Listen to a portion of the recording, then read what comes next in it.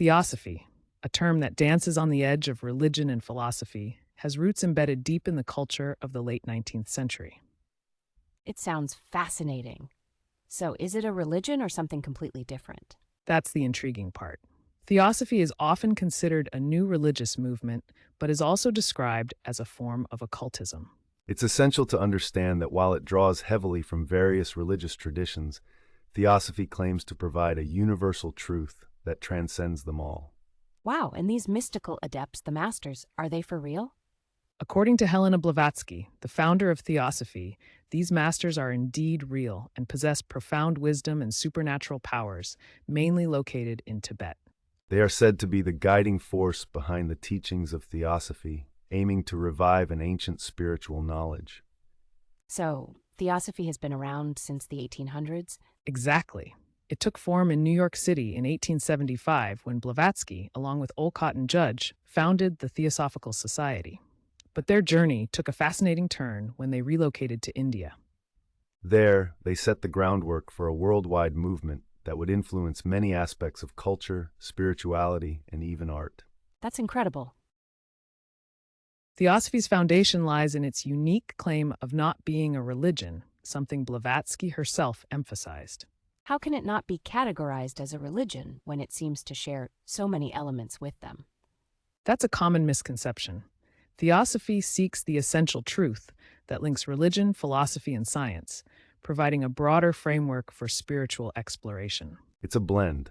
Some scholars classify it as an esoteric religion or a hybrid religion, a unique concoction of ideas. So, can someone be a theosophist and still belong to another religion?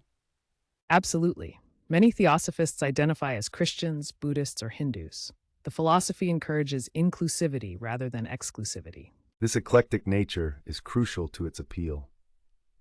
Scholars have noted that Theosophy has laid the groundwork for much of the 20th century esoteric thought. What makes Theosophy fundamentally different from these traditional religions? Its emphasis on direct experience and intuition over faith shapes its identity. Let's not forget the impact it has had on a diverse range of movements and philosophies that popped up afterward. Any examples? You'll find echoes of theosophical principles in movements like New Age and even in the ideas of artists and writers who were inspired by its teachings. And in the coming chapters, we'll jump deeper into these influences, revealing even more connections.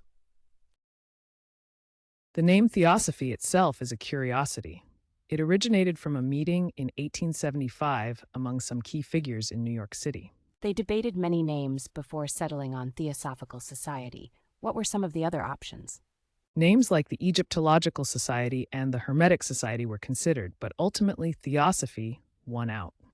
The term's roots trace back to ancient Greek, meaning something akin to divine wisdom. This etymology plays a significant role in its interpretation. So it was used in a religious context back in ancient times? Yes, it had its early connections to theology, but its esoteric meanings only developed later during the Renaissance. The distinction between Blavatsky Theosophy and earlier movements, like Theosophy as practiced by figures like Jacob Boehme, is an important one. So how do we differentiate the two? Scholars often refer to Blavatsky Theosophy with a capital T, while theosophers of the earlier traditions use a lowercase t. It's also worth noting that some early critics labeled it neo-theosophy, highlighting internal debates over the evolving concepts within the movement. This sounds complex. How did Blavatsky herself define the term? According to her, it involved a combination of experimentation and knowledge relating to the unseen universe. The deeper meaning of Theosophy is intricate, with various interpretations leading to rich discussions today. I can see how multifaceted this topic is. Shouldn't viewers add details in the comments if they know more about these early discussions? Absolutely. Any insights or clarification could enhance everyone's understanding. The interactions and interpretations keep the essence of Theosophy alive, creating a living dialogue.